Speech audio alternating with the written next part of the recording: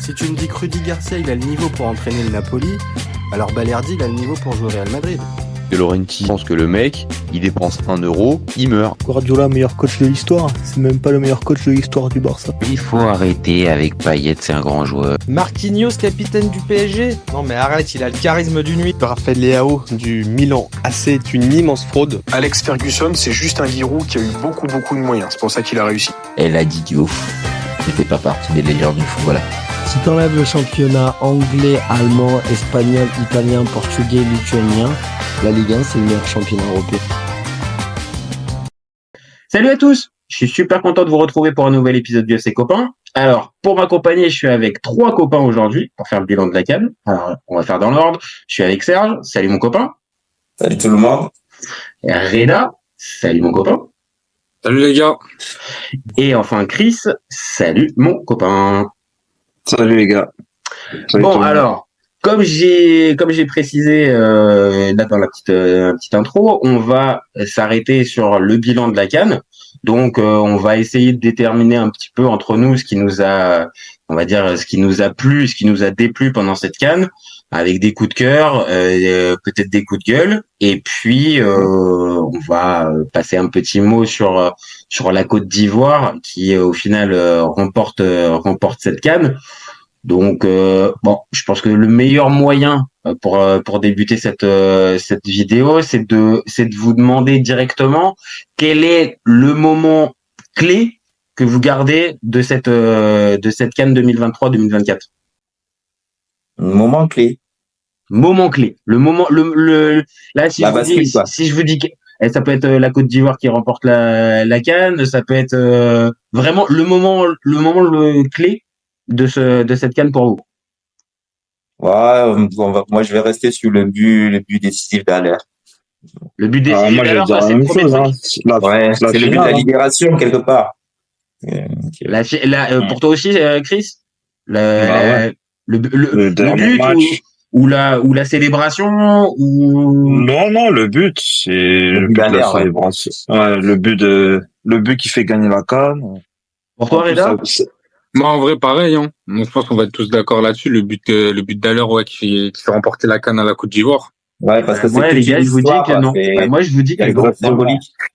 Moi, je retiens un truc de cette CAN. Moi, je vous le dis, c'est Jean-Louis Gasset pendant le match contre la Guinée équatoriale. Il prend la tête entre les deux mains et. Ah oui, il y a le premier but. Lui, c'est pour la tête. On en a tous parlé à un moment donné. On est parlé avec tous les trois. C'est pour la tête. Ouais. Non mais cette image-là de Jean-Louis avec les mains sur la tête et sachant plus où est-ce qu'il est. Ils n'avaient pas prévu ça et ils ont pas le mental. Je suis désolé, mais pour moi, c'est l'image clé de cette CAN. J'entends bien, hein, Sébastien Haller pour vous, hein, mais moi je vous le dis, c'est Jean-Louis Gasset. Ah ouais. Mais moi je pense parce que c'est le symbole de plein de choses, d'une résurrection totale, voilà. L'histoire d'Haller ressemble tellement à l'histoire de la Côte d'Ivoire durant cette CAN. On pouvait pas écrire un meilleur roman, quoi, tu vois.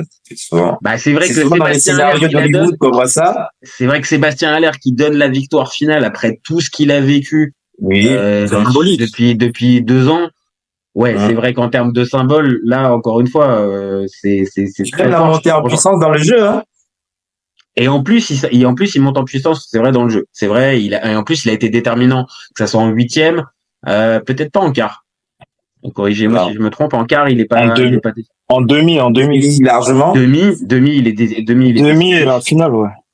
Et en demi, il en rate quelques-unes, mais bon, c'est pas. Le Haller en bonne santé d'il y a 2 ans, il plante facile, quoi, mais bon. La tête et tout, contre le Congo. Alors, je te pose la question, Chris, parce que là, pour le coup, c'est toi qui es un peu concerné. C'est toi le supporter de l'équipe vainqueur. Donc, forcément, ça m'intéresse aussi un petit peu d'avoir tes émotions. Est-ce que cette victoire, tu croyais, on va dire, quand on arrive à un partout, à la 60e minute, tu penses vraiment que la Côte d'Ivoire va aller la chercher ou t'étais encore inquiet? Non, en fait, pour moi, depuis notre victoire contre le Mali, j'ai vu la réaction de comment ils réagissent quand ils sont menés et leur manière de pas lâcher. leur résilience. Donc, en fait, je me suis dit, à partir du moment où contre le Mali, t'as 11 contre 10, tu reviens dans les dernières minutes, derrière tu marques. En soi, là, tu prends un but, tu peux aller quand même égaliser, tu vois, parce qu'ils Alors, avaient attends, le mental. je vais pousser le vice. Est-ce que quand les Nigérians, ils ouvrent le score hier à la 40e, tu te dis, on va encore faire le but? Pour moi, il y avait possibilité. Enfin, je me suis pas dit à 100%, on va gagner. Mais T'étais pas en mode pour Jean moi, Mégassa avec les deux mains sur la tête? non, à pas ce du moment-là. tout, pas du tout, parce que je voyais. Non, pas du tout, parce que je voyais le match, je regardais le match, tu vois. Et dans le match, je voyais qu'on n'était pas perdu. On se créait des occasions, on avait la possession. On prend un but. C'est même pas dans un temps fort du Nigeria. On prend un but sur un mauvais marquage. J'ai arrêté, quoi, comme ça peut arriver au foot. Ouais, voilà. Sur un mauvais marquage d'Aurier, donc. Voilà, je t'ai pas à dire. Voilà. Donc, vous les gars, vous y croyez, Reda? Toi, tu y croyais quand il y a eu l'égalité? Oui, parce que dans le jeu, les Nigériens n'ont rien montré. Après, je me suis dit, comme ma liste. Attends. Moi, j'y croyais en vrai parce que quand tu regardes les autres matchs avant la finale, on sait que la Côte d'Ivoire, elle avait du caractère et que on l'a vu après le but, le Nigeria, on va pas dire qu'il jouait pas, mais il subissait beaucoup plus que avant le début du match. Et ouais, en vrai, moi j'y croyais. Quand j'ai vu le 1-1, je savais direct que même si ça se terminait en 1-1 et que ça allait aux prolongations, le Nigeria, ils allaient jamais remonter et la Côte d'Ivoire, ils allaient gagner le match. Je suis assez d'accord. Toi aussi, Serge? Toi, Mais c'est surtout que hier, les Nigériens, ils ont subi ce qu'ils ont fait à tout le monde. Ça veut dire qu'on a. Ah ouais, c'est l'arroseur arrosé hier. Hein. Ah, vraiment. Ouais. L'arroseur arrosé, sachant que les autres, ils ont plus la possession et qu'ils se génèrent des occasions. Hier, on n'a pas vu de. Mais hier, il y a même des phases. Lookman, on l'a pas vu. C'est ça, il y a des phases où on voit même pas les deux autres. On se demande à quoi il a servi durant le match. Chaque fois que Osimhen touchait le ballon, il avait quelqu'un sur le dos et il a rien montré hier, Osimhen, quoi. Et Osimhen, c'est ridicule. Ouais, tu penses qu'il est sorti de son match? Tu penses? Ah bah oui. Au-delà de sortie du match, il était trop esselé. C'est un mec quand même qui a besoin d'avoir. C'est ça. Moi, c'est voilà. ce que j'ai l'impression. Même au-delà de ça. Ah ouais. Ouais, mais il râlait trop. Après, ça c'est son jeu. Hein. Il est tout le temps comme ça. Hein. Ouais, il est toujours bagarreur comme ça. Tu as vu, il a pas par contre ça. Pour le voir très souvent en Italie ou du côté du Napoli, franchement, à certains moments, il en fatigue même ses coéquipiers en fait. Ouais. Tu vois, et je pense même, il y a un temps où je pense même qu'il perd de son influx en fait à s'énerver comme il le fait. Alors peut-être que tu as raison, hier, il est peut-être sorti un petit peu de son match, mais hier, il a pas d'occasion en fait. Hier, il est cuit parce qu'il a un moment, il est cuit. Ouais, peut-être aussi physiquement aussi. À un moment donné, j'avoue, il avait machin. Mais donc vous y croyez quand même au 1-0. Oui, on y croit parce que il manque tellement rien. Adingra leur fait tellement mal. Mais pas malade. Adingra, ouais. Alors, excusez-moi. Si je vous pose la question sur l'homme de la finale, pour vous, c'est forcément à l'air? Non, c'est Adingra pour moi. Adingra, direct. Bah oui. Un gros match quand même. Pour moi, c'est l'homme du match. Même défensivement, il est là.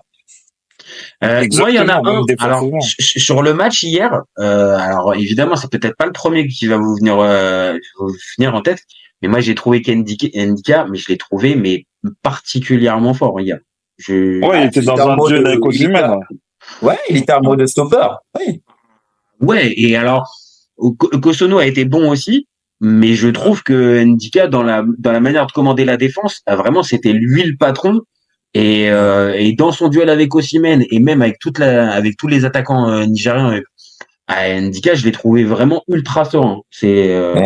D'ailleurs, il y a les Camerounais qui se sont mariés, qui ont dit, il a la double nationalité, il parle un Camerounais.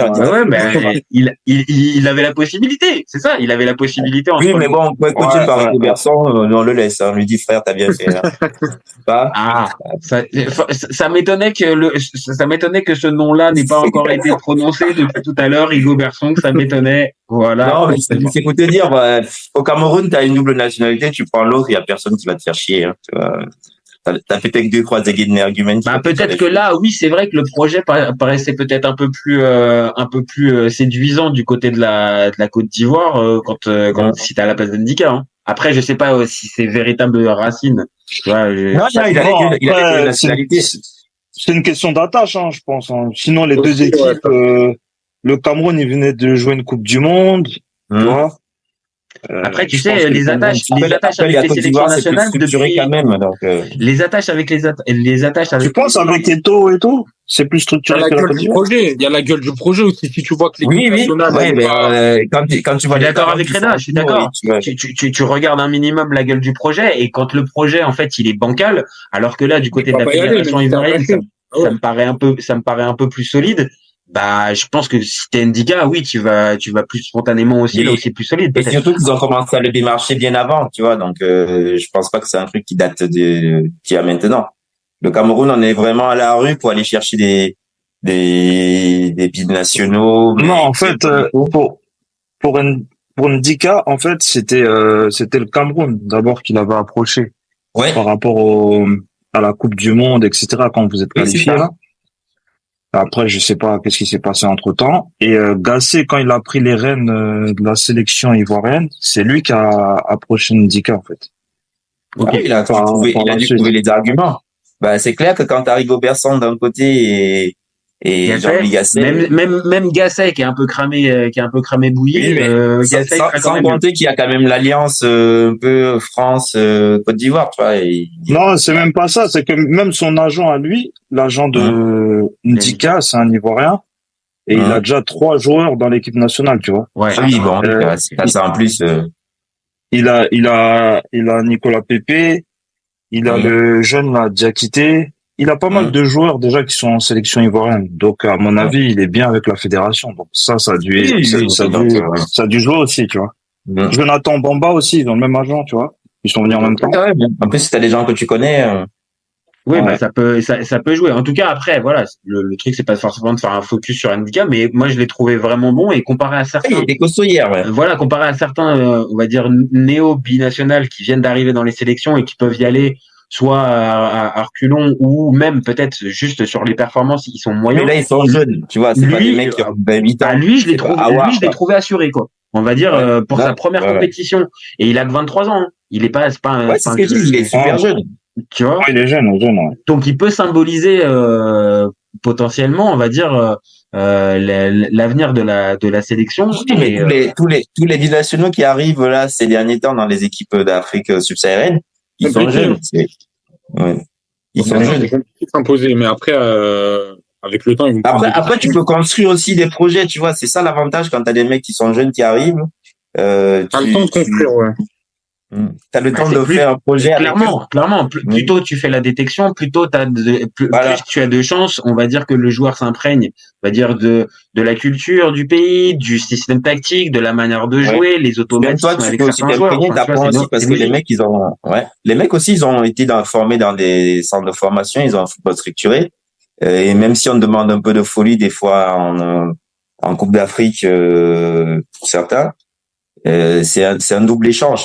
T'as la rigueur qui rentre et aussi les joueurs ils ont peut-être plus de liberté qu'ils auraient en club. Il faut que ça soit un mix, je pense, un mix des deux en fait. Tu peux pas non plus demander aux joueurs d'enlever ses caractéristiques de base juste pour coller au football 2024, mais de l'autre côté tu peux pas non plus le mettre que dans son style de confort, dans sa configuration, parce que sinon tu vas avoir des joueurs ultra techniques, mais par contre toute la partie physique elle va être délaissée. Donc en gros je pense qu'il y a un mix des deux. Mais par contre, je pense qu'on va tous être d'accord, plus tôt tu commences la détection, plus tu as de chances qu'encore une fois que le joueur s'acclimate le mieux. Moi, je pense à Hakimi spontanément, tu vois, qui a rejoint la sélection très tôt. Voilà, on va dire maintenant c'est un cadre et assez naturellement et spontanément, il n'y a pas eu besoin de forcer le truc, tu vois. Ouais, mais je veux dire, mais tu vois, nous on a floppé parce que on en parlait pendant des mois. Le jeune Moukoko qui est doublé à Dortmund. On aurait dû l'appeler même quand elle était remplaçant, quand elle était chez les jeunes. Tu le fais pas. Finir, c'est l'Allemagne qui l'a. Ah oui, l'Allemagne l'a amené pour qu'il ait un bout de sélection et on l'aura plus jamais, tu vois. Et dans l'équipe de U21 d'Allemagne, t'as 4 gamins qui sont d'origine camerounaise, quoi. Bah, c'est pour ça. Après, encore une fois, il y a certaines sélections qui commencent à vraiment bien bosser sur le sujet. Tu vois, je pense au Sénégal. Je sais pas si, pour le coup, la Côte d'Ivoire, bah, ça a l'air de bien bosser puisque justement, là, tu vois, on vient de le dire. Le Maroc fait partie aussi de ces pays qui fonctionnent bien aussi à ce niveau-là, au niveau de la formation. Donc après, encore une fois, c'est pas forcément le modèle unique. Il peut y avoir des binationaux qui arrivent tard et qui après les binationaux, pour la plupart, on va pas se mentir, quand ils ont vraiment un haut niveau, ils choisissent pas les équipes africaines. Même si tu l'approches. Ça dépend. Pour le coup, ça dépend de la. Vas-y, t'as un exemple. Par exemple, il avait. T'as un exemple, Reda, tout de suite là? Bah, tout de suite, on peut parler d'Hakimi quand il jouait encore au Real. Hakimi, c'est un cas dans ce cas de figure-là, ce qui compte vraiment, c'est l'attache du pays. Mais là, pour le coup, quand le joueur, je suis pas d'accord, moi. Parce que honnêtement, quand le joueur il est attaché au pays, à son pays et aux valeurs que ses parents lui ont inculquées, honnêtement, il peut être d'un excellent niveau, il peut être approché par des sélections européennes. Il y a toujours l'attache qui va le faire passer du côté de l'Afrique. Et moi, j'ai parlé d'Hakimi, mais franchement, Hakimi. Attends, je vais t'expliquer pourquoi. Parce que Hakimi, on va dire, c'est un cas vraiment, il faut toujours des exceptions. Hein. Voilà, c'est exceptionnel. Mais d'une manière générale, moi je te parle d'une manière générale. Un binational qui a le niveau d'une équipe européenne, il choisit pour la plupart les équipes européennes. Oui, ça c'est sûr. Et ceux qui viennent en Afrique, pour la plupart, ils sont traités d'opportunistes. Regarde, je vais te donner un exemple. Oui, c'est vrai, il a raison aussi, Reda. C'est-à-dire qu'après, il y a aussi le côté, en fait, qui leur est renvoyé, et c'est pas les intégrer au mieux, avec, au final, t'as préféré, t'as choisi par défaut la sélection africaine. Non, mais des cas, j'en ai plein, hein. Des cas, j'en ai plein. Moi, j'en ai plein. Non, mais au Cameroun, t'as des Boomsong, t'as une flopée, de mecs qui ont choisi l'équipe de France parce que. Regarde, Wesley Fofana, il devait jouer pour la Côte d'Ivoire. Deschamps, il l'a appelé. Il avait fait 4 matchs à Chelsea. Deschamps, il l'a appelé. Il est parti direct. Ah oui, il a pas réfléchi.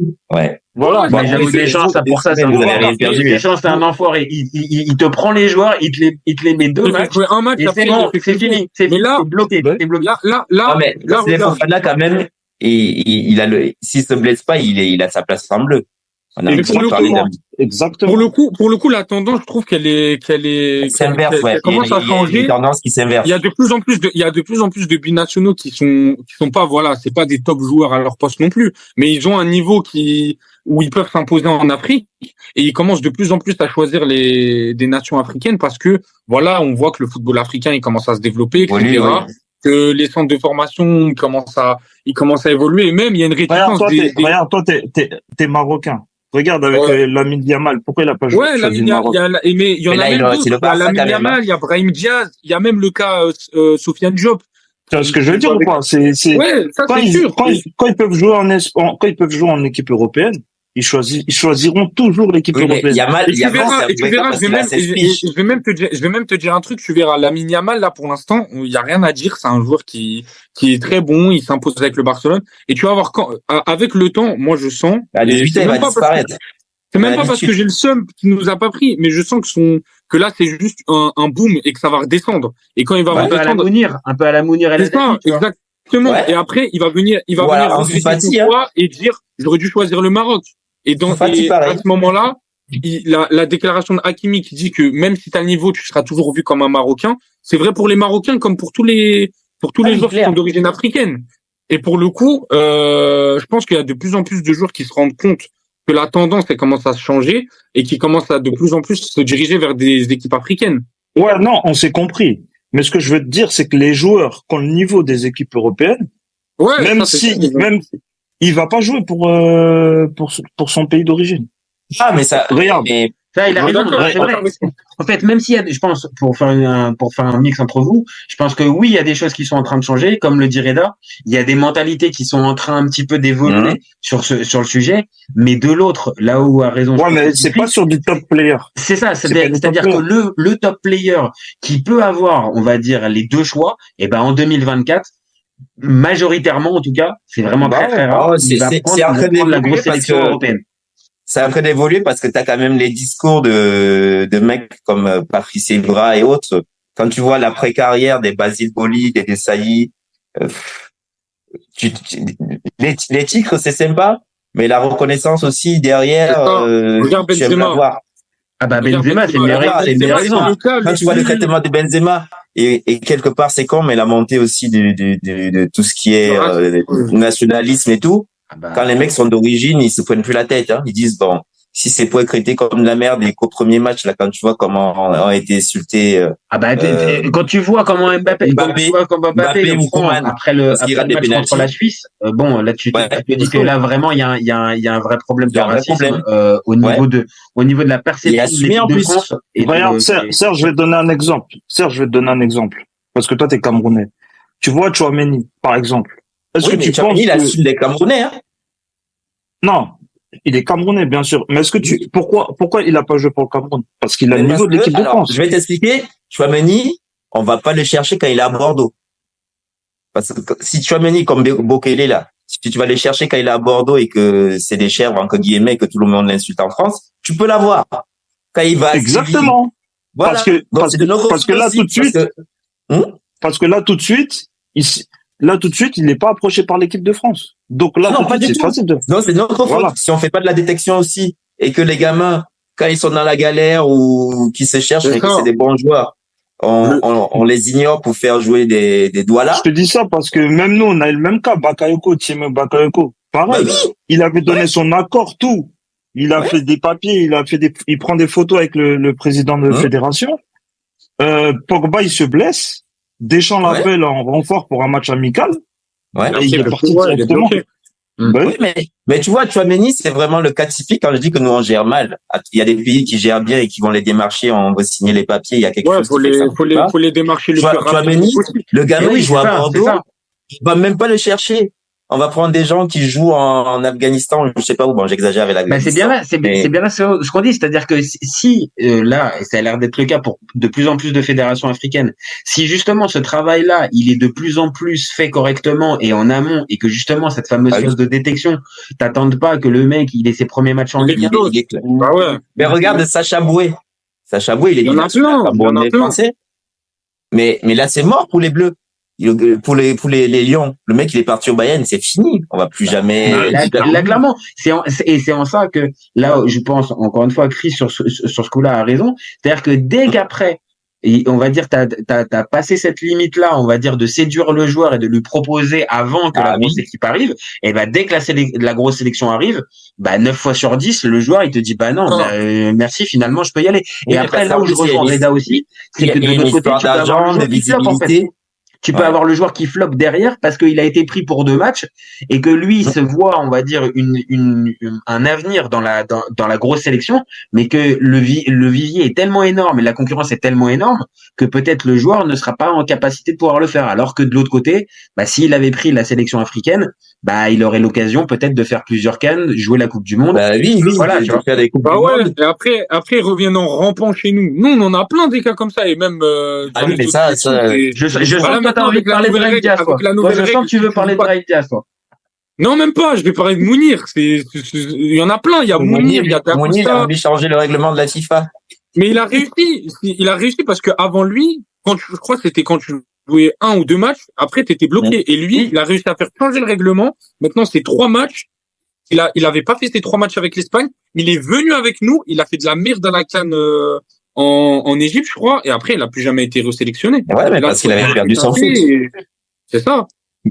Même nous, on a eu de la chance avec Haller, en vrai. Parce que Haller. Oui. Et la chance, parce que les Bleus, ils ont un tel réservoir que. Pourquoi tu dis de la chance, Chris? On a eu de la chance avec Haller parce que, Didier Deschamps, il voulait préparer l'après Giroud, en fait. Vrai. Oui, mais sauf que Giroud, il meurt pas. Et le truc qui s'est passé, c'est que Haller, quand il était bon à Francfort, mais quand il est parti à West Ham, il a floppé. Voilà pourquoi Deschamps l'avait pas appelé entre temps. Et par la suite, quand il a signé à l'Ajax, c'est là qu'on l'a approché. Tu vois ce que je veux dire? Donc, si on l'aurait pas approché à ce moment-là, c'est le opportunisme aussi. Voilà. C'est ça, parce qu'en plus, derrière, il explose. Derrière, il fait une grosse. Exactement. Et une fois qu'il aurait explosé à l'Ajax, ça aurait été terminé. Et de toute façon, ça, il l'a jamais caché. C'est lui-même qui l'explique, en fait. Il a fait une vidéo où il explique tout ça, tu vois. Et il disait qu'au bout d'un moment, il avait 26 ans. Voilà, il allait pas attendre les Bleus toute sa vie, quoi, ouais. Et aux yeux des Ivoiriens, il est vu comme un opportuniste ou il est vu comme une personne qui a accepté la sélection comme frérot, il vient de donner la canne, là. Donc là, je peux dire que aujourd'hui, là, maintenant, là, il y a plus de questions. Attends, dis-nous, Chris. Et il est comment? Il est vécu il est vu comme un opportuniste? T'as vu, avec quand on regarde les attaquants de la Côte d'Ivoire, on va pas se cacher, c'est le meilleur, tu vois. Ouais. Donc, ouais. Il est venu comme ça, on sait que c'est, entre guillemets, un second choix, et il a jamais caché que c'est un second choix, la Côte d'Ivoire. Mais il a dit, voilà, moi je suis venu, c'est vrai que j'attendais l'équipe de France, là j'ai 26 ans, j'ai choisi l'équipe de Côte d'Ivoire, je vais me mettre à fond. C'est tout, je vais me mettre à fond pour le pays, et voilà, on l'a pris comme ça en fait. On sait que c'est un second choix, mais là tout de suite on n'a pas mieux. Donc ouais, c'est ça le problème. Je pense que vu que vous aviez pas mieux, il a marqué, hein. Ouais, la pilule avant sa maladie, il faisait plus. Ouais, je suis d'accord. Comme il y a pas maladie, on avait la Côte d'Ivoire. Je crois que dès le premier match, il marque, non? Exactement. Contre Madagascar. Non, c'est un mec qui a jamais fait semblant, tu vois. Donc il y a des gens qui viennent et qui, tu vois, on rigole souvent, mais Patrick Mboma, tu vois, on l'adore, mais il est français. Ah, c'est un binational, lui? Oui, Patrick Mboma, c'est un binational. Il a été formé au PSG et tout. Ouais. Ah ouais, comme Pascal Nouma et tout, hein. On en a plein, là. Non, Pascal Nouma, ça parle pas. Pascal Nouma, non, attends. Pascal Nouma, ça parle pas. Par contre, Boma, oui, là, par contre, ça marque, le ciseau, la médaille d'or la médaille d'or. Mais le vrai attaquant de l'époque des années 2000, c'est Patrick Mboma, hein. Même s'il joue pas dans les clubs les plus huppés, je suis d'accord, c'était un sacré joueur. Il plante ses buts à part, Cagliari. C'est un dieu vivant au Japon. C'était un sacré joueur. Il a été ballon d'or, lui, non? Africain. Il a été ballon d'or, lui. Ouais. Africain. Ouais. Ouais. Oui, c'est sûr. Avant Eto'o, ça c'est sûr. Ça c'est sûr, avant Eto'o, il est. Mais le boss, quand il y a le duo, c'est lui le boss, hein. Oui, non, mais c'est vrai. Ouais, mais Eto'o, il était jeune. Après, Eto'o, il a pas eu la même carrière que Boma. Voilà.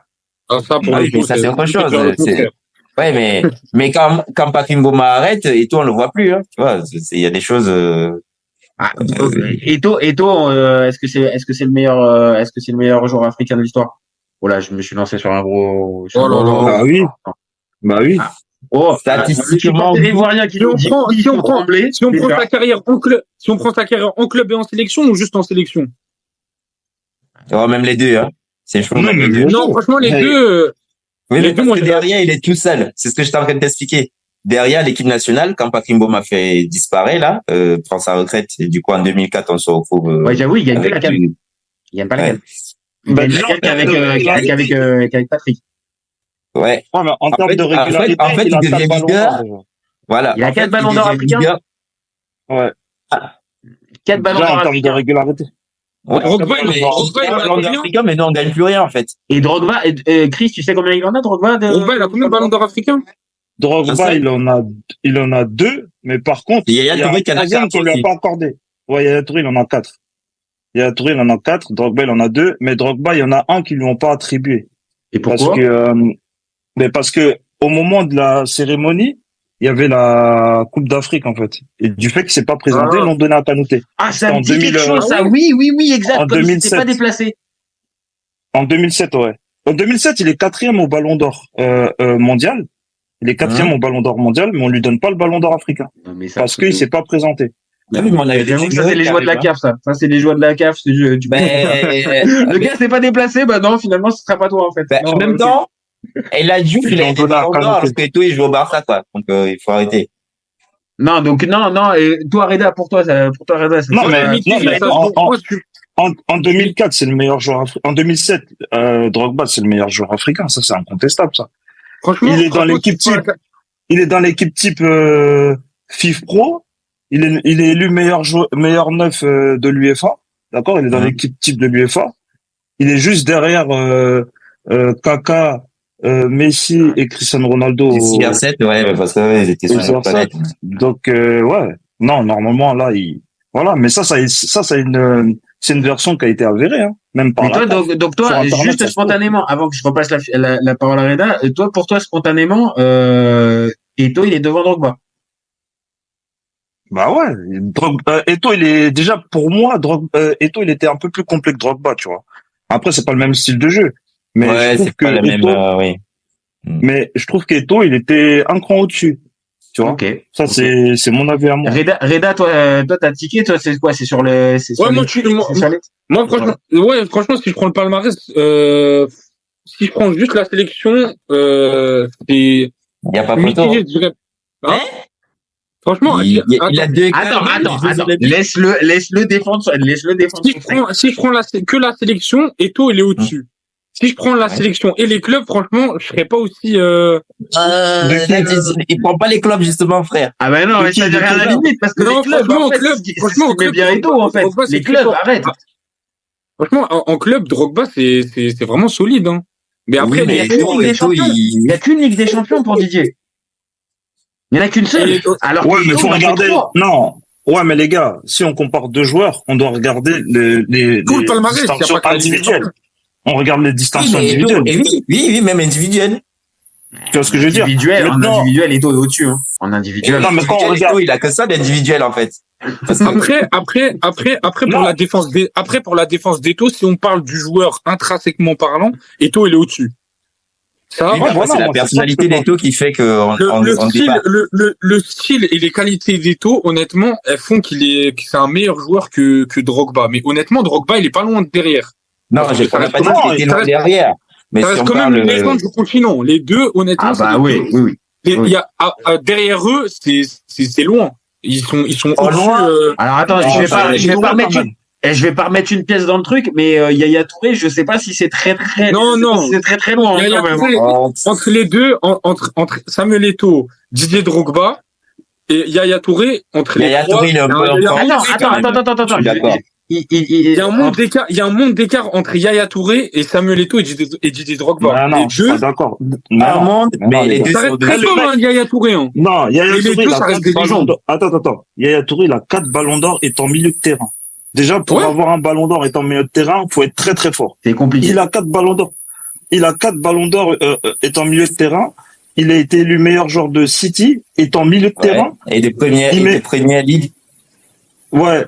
Il met des 24 buts et 17 passes décisives étant milieu relayeur.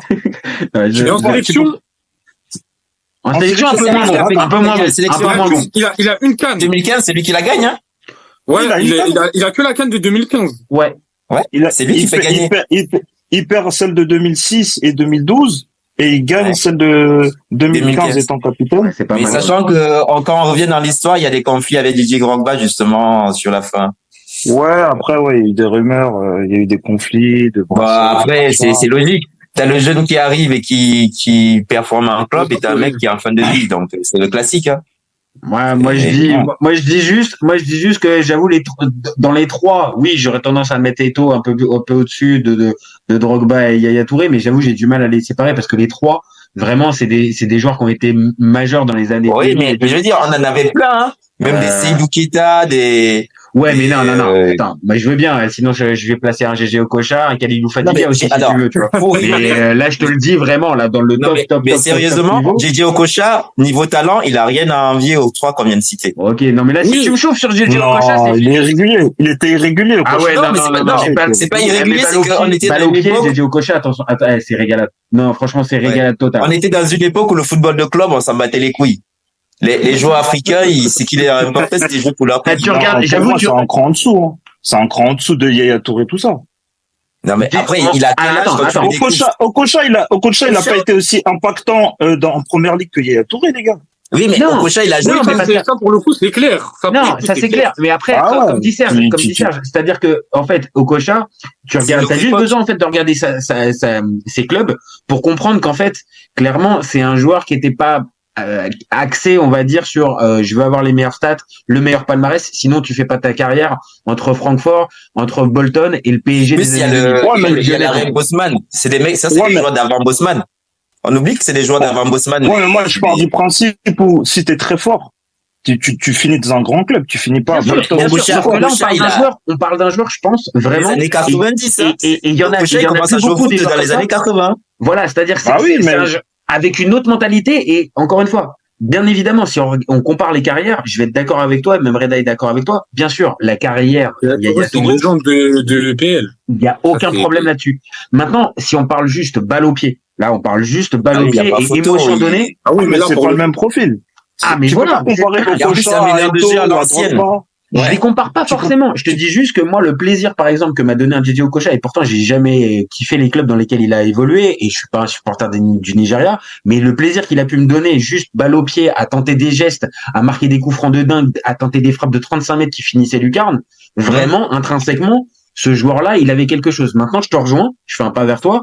En termes de carrière, oui, c'est pas la carrière des trois monstres. Moi, je vais juste vous dire que Okocha, il joue en Allemagne en 1992. Il y avait encore 3 étrangers dans les clubs. C'est pas le mec c'était un autre football. C'était un autre foot, voilà, c'est ça. Voilà. Okocha, il appartient pas du tout à la même génération que des mecs qu'on est en train de citer. C'était pas le même métier. Voilà, c'est ça, on est obligé de le dire, Serge, tu vois. De l'autre côté, c'est vrai, il y a Touré, par exemple. Okocha, quand tu regardes la carrière, bah oui, il y a plus. Il y a plus. Il est champion olympique, il gagne la CAN en 94. Ouais, c'est un sacré joueur. Mais après, peut-être que vous l'avez pas vu, comme nous, les petits jeunes, nous, on l'a, vous êtes plus jeunes, en fait. Voilà, on va se le dire, vous êtes plus jeunes, en fait. Okocha, on passe pour des vieux. On passe pour des vieux en disant Okocha, en fait. Bah oui. Non, mais, nous, en Kokanu, il non, mais attends, les gars. Elle leur sort pas Roger Milan, hein. Leur sort pas Roger Milan. Non, on va pas aller plus loin. Mais c'est pour leur dire que la génération du Nigeria de 94, 96, 98. C'était une sacrée équipe. Ouais, franchement. Et 2000, c'est des grands malades. Ouais. Vous vous rendez pas compte. Même les Baba Yaro, là, quand on rigole, là, parce que Babangida. Non, mais vas-y, arrête, là, on passe pour des vieux. Arrête. Oui, mais c'est des mecs qui jouent à l'Ajax. Ça sert à rien. Ils ont pas les refs. Ils ont pas les refs. Nous, on vient avec notre GG Okocha qui tentait des roulettes et machin. Bon, voilà. Donc là, vous êtes en train de dire, Okocha, c'est de la trempe de Yaya Touré, Drogba et tout. Ouais. C'est ça intrinsèquement, balle au pied. Pour le coup, ouais. Si tu juste balle au pied, oui. Non, mais je veux dire, regarde ce qu'il a fait à l'équipe du Nigeria. Attends. Mais moi, je parle pas des skills, moi. Je parle pas des skills. Non, mais je te parle vraiment. Déjà, pour être déjà dans la trempe des Eto'o, tout ça, faut de la régularité. Pour commencer. Parce que c'est des joueurs, Eto'o, Drogba et tout. Eto'o, Drogba, Yaya Touré, c'est des gens, ils ont été forts pendant une décennie. Tu vois? Donc, déjà, un joueur, déjà. Non, arrête, Serge, non. On peut pas dire ça, mais non. Il a été un flop au PSG. Non, c'était le genre de mec, on le sait très bien. Il y avait des moments, il avait pas envie, et il avait la tête à l'envers. Il a fait ses coups d'éclat, je suis d'accord avec vous. Non, c'est pas coup d'éclat, par contre. Mais regarde, il a même pas été une fois meilleur joueur africain. Il y a une raison. Ouais.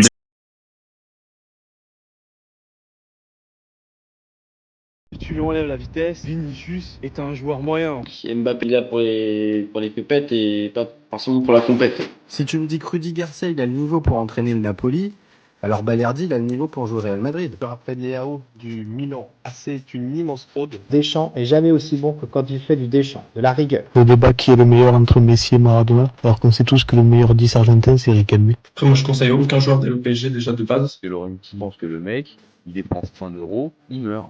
Pour l'euro, il est blessé, je sais pas, t'as pas Griezmann, et t'es pas si sûr de ça. Je suis d'accord. Alex Ferguson, c'est juste un Giroud qui a eu beaucoup de moyens, c'est pour ça qu'il a réussi. C'est quand même pas de ma faute si je préfère Ronaldinho à Zidane. Marquinhos, capitaine du PSG? Non mais arrête, il a le charisme d'une huître. Gros problème avec ce joueur, je le déteste. Avec un joueur comme Nainggolan, la Belgique sortait la France en 2018. Et là, Didio, elle fait pas partie des meilleurs du football. À son prime, je te confirme que Hatem Ben Arfa n'a rien à envier à Lionel Messi. Entre un choc de Ligue 1 et un choc de MLS, je regarde la MLS. Je trouve que la feinte est grillée quand même, tu vois. J'ai pas peur de dire que Bounassar, à son prime, il avait 4 cafous dans chaque orteil. Guardiola, meilleur coach de l'histoire. C'est même pas le meilleur coach de l'histoire du Barça. Mais il faut arrêter avec Payet, c'est un grand joueur. Si t'enlèves le championnat anglais, allemand, espagnol, italien, portugais, lituanien, la Ligue 1, c'est le meilleur championnat européen. Heureusement, il y en a un avec un style différent, Diego Simeone. Cet été, il y avait encore des mecs pour dire que Mourinho, c'était l'entraîneur parfait pour le PSG. D'un moment, faut arrêter d'avoir 20 ans de retard. Merci pour les travaux, Kylian. Maintenant, tu peux aller au Real. Pour moi, Giroud est un meilleur neuf que Benzema. Pour moi, Neymar, je suis désolé, mais c'est vraiment le meilleur joueur du monde. de poker. Totti, pour moi, c'est un meilleur joueur qu'Alessandro Del Piero. En 2023, j'ai plus confiance en Franck Hez que Max Allegri.